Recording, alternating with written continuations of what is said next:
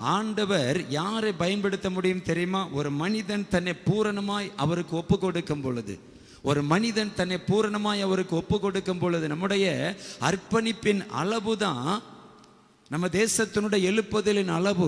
ஒரு சபையினுடைய அர்ப்பணிப்பின் அளவு தான் அந்த சபையை தேவன் பயன்படுத்துகிற அளவு.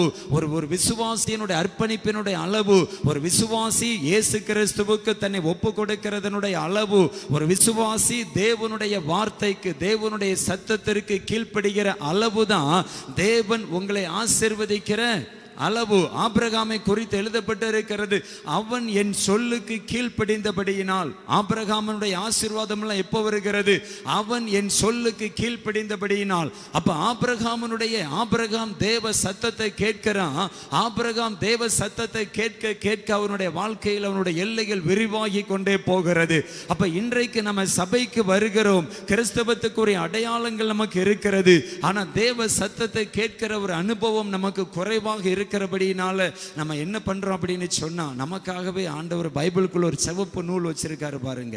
அப்படியே கண்ணை மூடிட்டு ஒரு கொஞ்ச நேரம் ஜெபம் பண்ணிட்டு அப்படியே இந்த முதல்ல நாங்க வேற ஒரு மார்க்கத்தில் இருந்தப்ப நிறைய ஓலை வச்சிருப்பாங்க, அதுக்குள்ள ஒரு ஆணியை கொண்டு அதை வைய அப்படிமா அல்லது ஒரு நூலை போட்டு இழுக்க சொல்லுவாங்க. முதல்ல வேற ஒண்ணுல நூலை போட்டு இழுத்தோம், இப்ப எங்க நூலை போடுறோம்?